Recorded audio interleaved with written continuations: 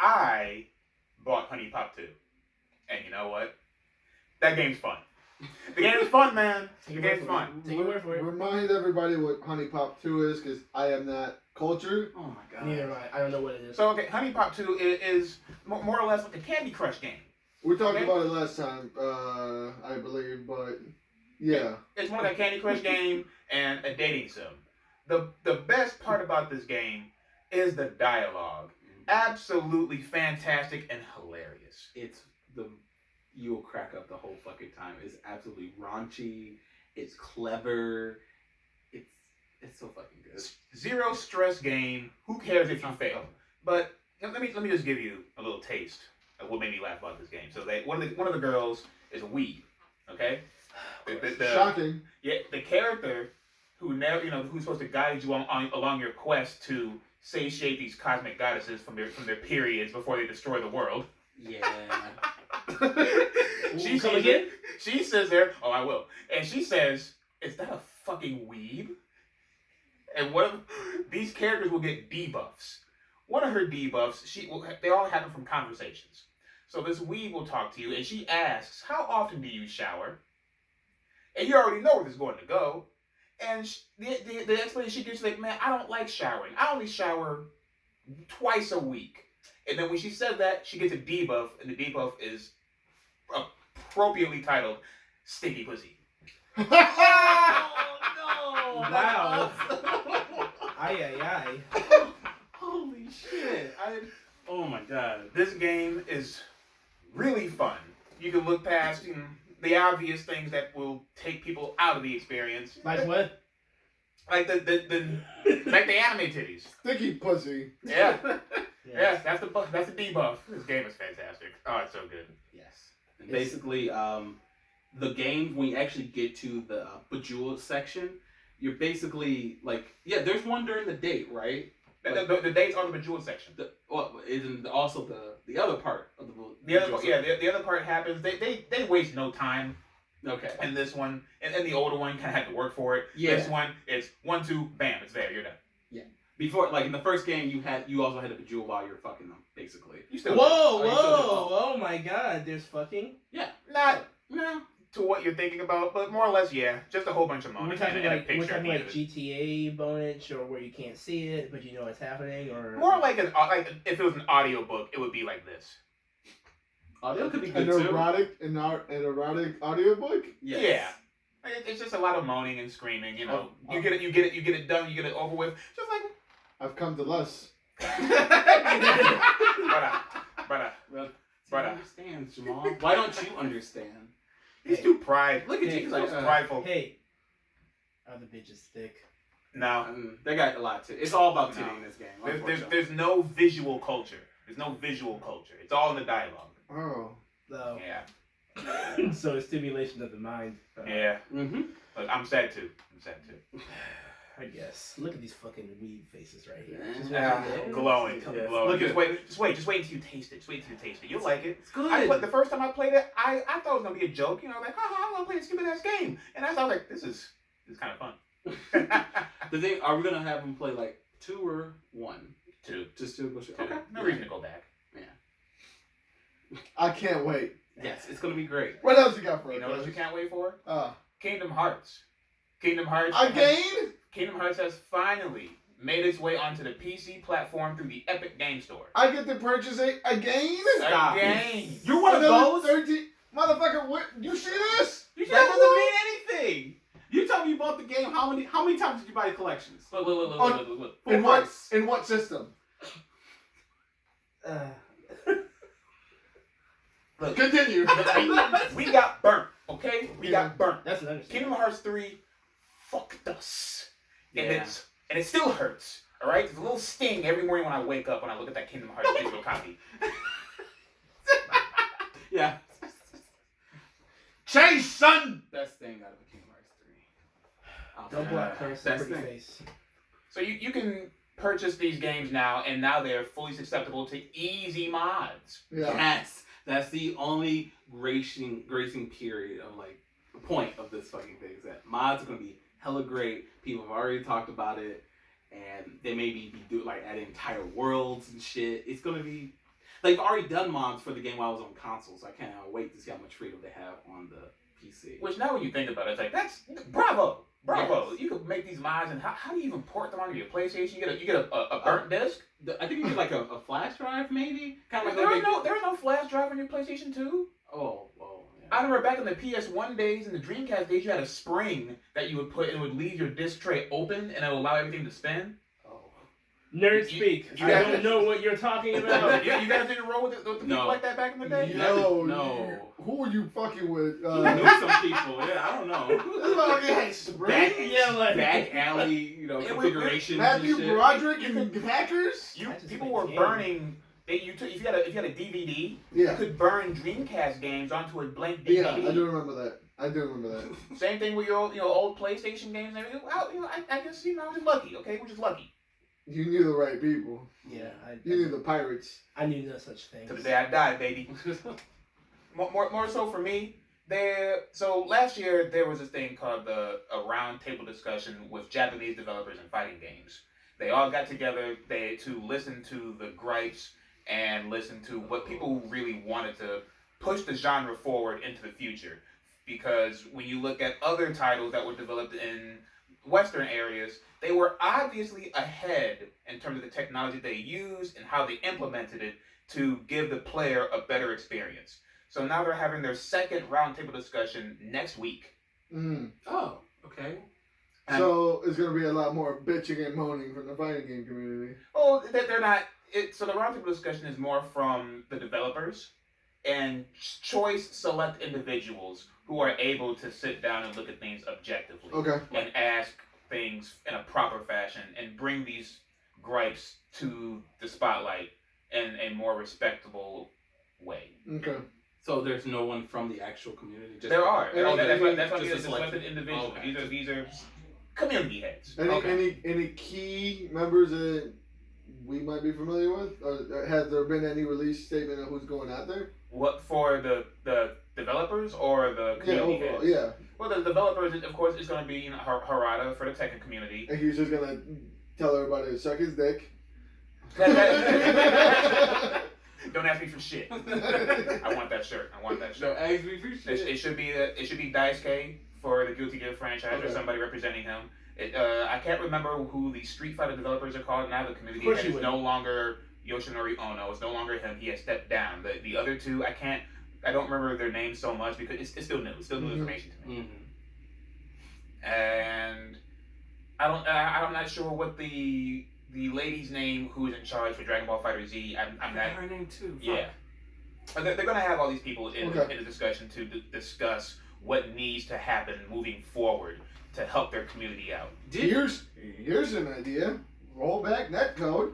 There were that was a discussion point last year. And Yeah. where do we get there? I was gonna ask. That's what I was gonna mention. From last year to now, to this next meeting, what has changed? What has happened that came from that? I would really like for them to jump forward and implement this stuff and work really hard to do it, and bite their lips and outsource it if necessary, but the problem's been solved. Yeah. I understand the pride aspect, and I also know these things cannot happen overnight. So it's going to take some time. What has happened? Not too much necessarily from the bigger ones. From the smaller ones, there's a game called EX Fighting Lair. They use old characters from the Street Fighter Alpha series, no, Street Fighter EX series. So, probably, do you remember Skullomania? Yeah. They literally months later just said, here you go, roll back update for free.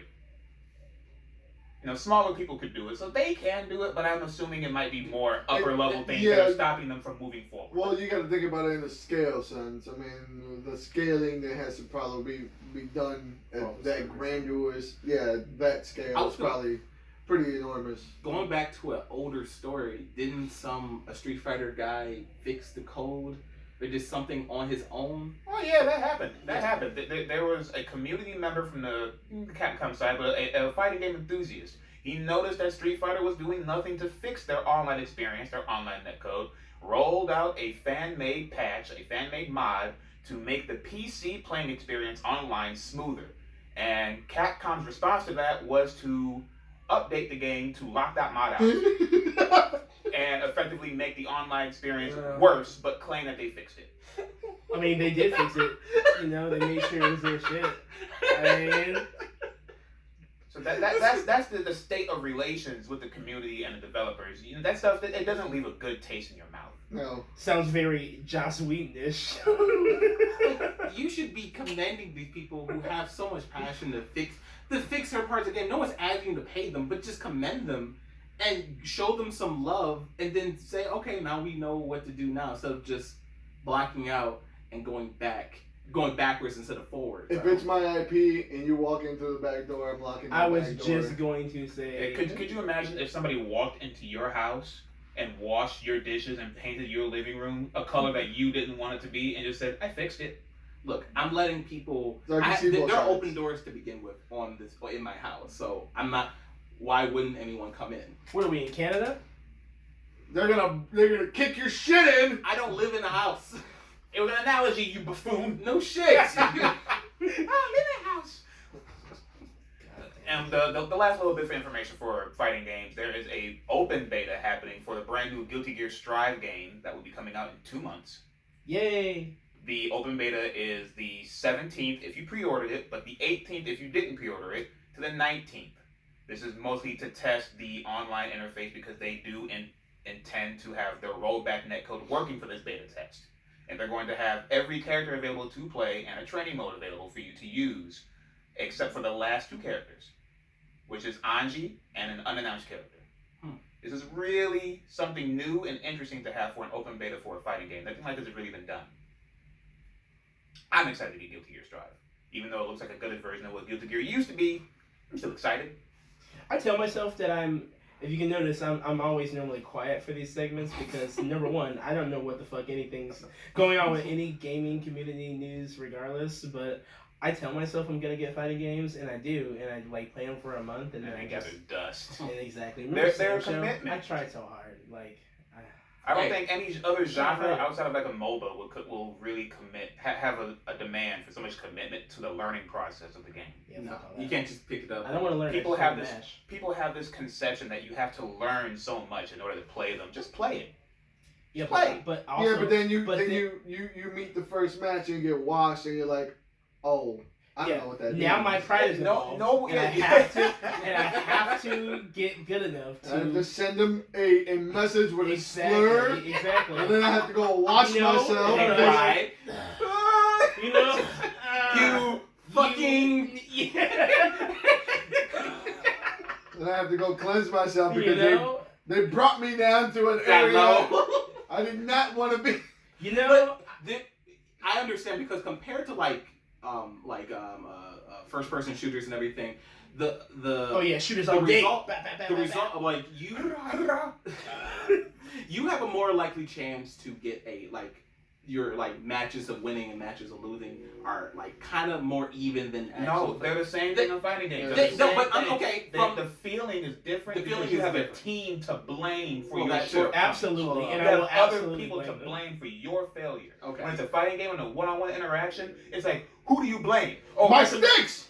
My controller doesn't work. The internet. This internet. Your all the way fucking Fisher Price connection.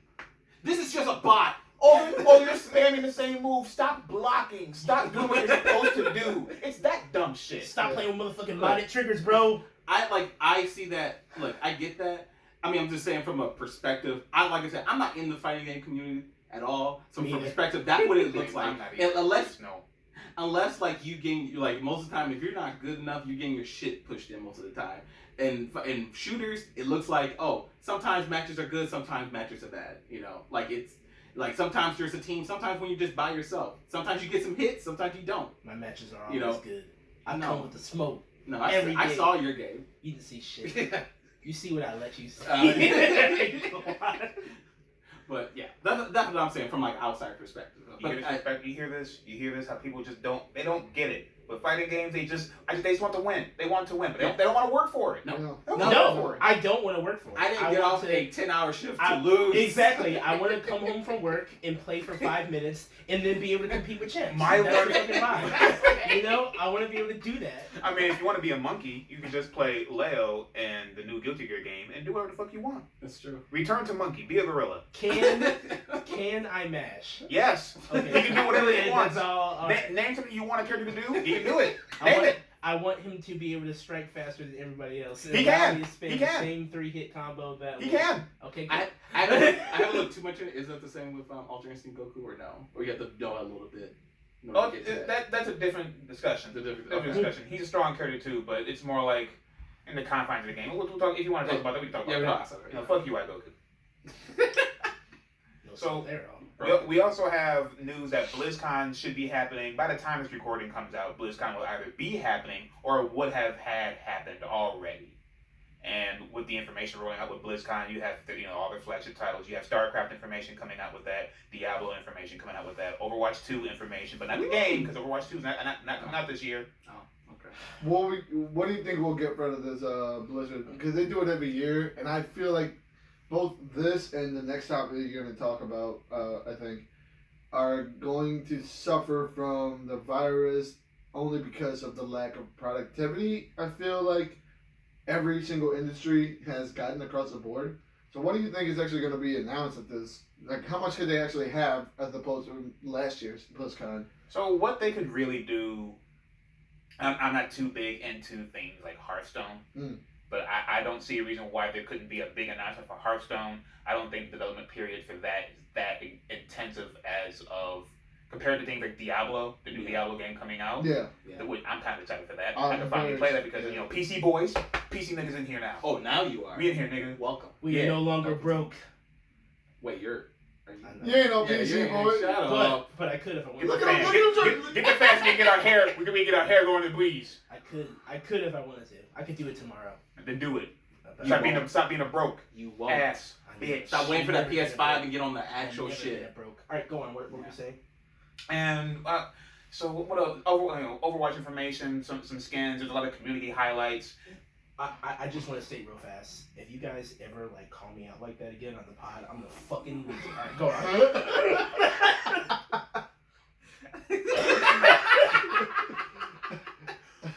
I'm leaving it in. Perfect. They could really just drop on you. Maybe an Overwatch 2 release. Yeah, they could have a release date for Overwatch 2, but it's already been stated that it's not happening this year. Well, next year. Yeah. So you can give us fall or spring, summer. Yeah, something. You've been talking about it for 3 years. Yeah, and they can take their time. They literally could just like Diablo, just show or whatever they didn't. It was Diablo, right? That they kind of just announced the cell phone game of it, and then 2-3 years ago. Yeah, then that didn't go over well. They were teasing a big announcement for it, and they're like, "Yo, we got a mobile game. Aren't you guys excited?" It's a joke. They should just yes. The answer is yes. All you have to do, especially with Overwatch, just show me text, give me some words, show me some leg, and then say next year. There's plenty of Overwatch leg. You just gotta look for it in the right spots. Oh yeah. You want them links, pal? We'll talk later. Who says I don't got them? Alright. Ideally, I would actually want a Diablo 4 announcement to happen, to come out and say it's dropping at the end of this year, Q4. I would like to see it drop in October. And if, people stop shitting on October. It's Diablo, demons and shit. Put it in October, not September, not August. Yeah, but again, I don't know what the production schedule is, how much they actually had. I think that shit that we got last year for Diablo was basically like they were so angry about the mobile game that we have to fucking give them something. So that was more of a panic announcement. Yeah, so I don't think they're gonna be anywhere near Diablo 4. I think Diablo 4 we're looking at maybe another 3. Damn. Easy. So any real announcements they could have as far as release dates and extra content coming out, this probably seems more of a community highlight type of ordeal, and not so much as announcing newer projects or what projects are finishing up. And if they do announce stuff, that's the beauty part of it. It'll be just fun. It's fun. Something else is coming up. E3's coming up. Right. E3's coming up in June. I am I just don't know what they're gonna do. What's gonna be there? Nobody knows what they're going to do. The guy, what was Homeboy's name? So this guy's name was Jeff Knightley. He was basically Mr. E3. He's helmed it for years. He stepped down from doing it last year to do something called the Summer Games Festival. Okay. So without him, people were always wondering what's going to be the state of E3 this year. And since E3 has announced that it's still doing what it's trying to do, but the details are still fuzzy around it, as we don't know who's going to be in attendance. We don't know how even attendees would get in, because there's word that you need a 6-figure salary to be in attendance for a digital event. So it could be something to where they're going back to OG E3s, where it was just a industry conference where industry people went and they saw test projects and they saw all that kind of thing. It could be that they're going back to that. OG kind of E3 model. was more for the consumers, and it was like a convention, and anybody who's OG E3 was only for developers. No, that changed to figureheads later on. Well, we're talking about he's talking about if they're gonna go back to that. Well, yeah, I was talking about the one that. Yeah, I hope they don't go back to that, because the issue is they have the big wigs up there, the corporation heads. That's who gives them the money, but that's not who they're making the product for. That's not who their consumer base is. So what do they know about the product? I mean, all in all, regardless of who gets to do what, I don't really care as long as that's another thing I was getting so I can to. forget about my shitty life. I was just joking. My life is great. I was the state of E3 and how things are represented and given to the consumer. It has to change. I think it has to be more interactive to the people who want to look at this thing. Because anyone could just post a trailer on YouTube. I don't want to sit there and watch some little 120-pound dude who can't run a mile talk to me about a game. Whoa! Don't body shame, King. Go on. I don't. I'm King. I want to see gameplay. I want to see proper interactions. I don't want to see pre-rendered cutscenes masked as gameplay. And there are people who still really can't tell the difference. Oh, there's a lot of people that can't tell the difference. They're like, oh my god, it's gonna be so good. It's gonna be so clean. Like, no, that's not what the game looks like. I really want a more interactive experience with E3, and so far, E3's approaching. It's February. It's happening in June. There's no true concrete information on what's happening. Yeah, I don't think we're going to get any of that. I think what we're going to get is going to be a small industry head type deal where it's just going to kind of leak out. And, I mean, everybody nowadays just watches E3 online anyway. Hell yeah. And what do we all watch E3 for? Where are the trailers? I honestly wish fulfillment, it's not going to happen, most likely, at all. But this could be a perfect opportunity. Since all the big names are gone, like Stoning, Microsoft, Nintendo, they're all doing their own thing. Why would they do E3 anymore when they have their own conferences? What if this could be a time for all the indie developers to start? No! I know, it's not true. But we want AAA plus titles. If they don't have a name around them, what's the fucking point? Exactly. But these indie games are so fun. Yeah, they're good and they're cheap. They're good and cheap. I'm not spending $60 for a game. I hope it's finished. Steam just got me, bro. They have a lunar sale going on right now. Steam just got me. I dropped 60 bones and I got 8 games. It's you easily. So if this could be a time for indie developers, especially now when we're all at home, indie developers, a lot of times they're just a one-man band. They're just making games. Let's start pushing these games out and putting them in front of people's faces. With passion. They're doing it with passion. Exactly. And I haven't played The Last of Us 2, but the point will still remain the same. It's The Last of Us is being highlighted as such a great game for XYZ reasons. But I think the problem is they're taking the gameplay and innovation aspect and putting that to the side to deliver a more cinematic movie experience in your game. And that's not what games should be about, because you're engaging with them. If I wanted to watch a movie, I'd watch a movie. I do want to say, because I enjoy the cinematic experience when it's done right. I played Uncharted. I was just gonna mention. I can't name a better blend of those two experiences, and I don't want that to go away. You know what I mean? I think there's room for both. I hear what you're saying. Let me elaborate a little bit more. So Uncharted, when it first started, you started the journey in the PlayStation 3, and you moved into the early or mid phase of PlayStation 4, and Uncharted is done. So what if they came out with a new Uncharted game for the PlayStation 5 midway through the PlayStation 5 lifespan, and it played exactly like Uncharted 1? If I'm enjoying the story, I kind of don't know if it matters. You don't know if your gameplay experience matters. I mean, if which it's one still matters good, even more, your gameplay experience or your story? Because you could have a shitty story, but the game could be really fun. if a game has a shitty story, I'm not finishing it like exactly like Ninja Gaiden. Like, okay, I play games to waste my time, obviously, but I also want to enjoy while I'm there. Like, if I put in like X amount of hours, I want a payoff, and that can either come from the story or the little achievements that make me feel like I've accomplished something. Or the gameplay. Exactly. So it's like I can take either or. You know, there's a you gotta remember there's a shit ton of people out there who who enjoy the medium in different ways. There are. Exactly. I'm recently learning this, and it's interesting to learn. It's interesting to learn. And what some people consider a good story is it's up to opinion, but there are some people who are just wrong. It's weird respecting other people's opinions, isn't it? I mean, you're getting there, man. There are some things that just can't be accepted. You can't accept it. Like if someone walked up to you and said Willy Wonka and the Chocolate Factory is the best movie of all time, and the Tim Burton one. Oh, that's Charlie. If somebody walked up to you and said that, would you just say that's your opinion? I respect that. Yeah, that's your opinion. You're I a respect fucking it. liar. You're a fucking liar. Listen, doesn't make them any less of an idiot. That's your opinion. I respect it. In my eyes, you're a fucking moron. But if you want to be a moron, by all means be a moron. And you know whatever, if you continue to know this person, you know whatever suggestion that comes from them, You know where don't it's take coming it. from. You're like, With a grain of salt. Same thing. Shout out to my man Robert.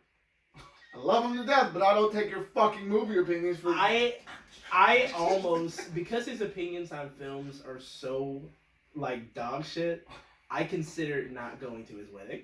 I was like, you know what? You're not the only. I was like... You made me so like,